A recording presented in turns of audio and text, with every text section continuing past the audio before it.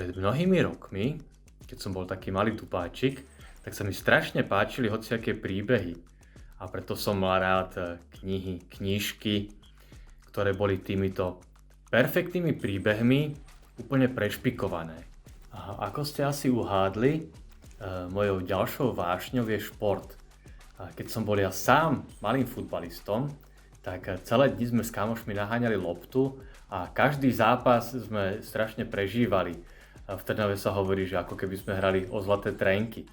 No a týmto príbehom som dal darček vlastne aj sám sebe, lebo ma vrátil späť do tých krásnych rokov, keď bol môj svet zúžený na dvor, na kamarátov a futbalovú loptu.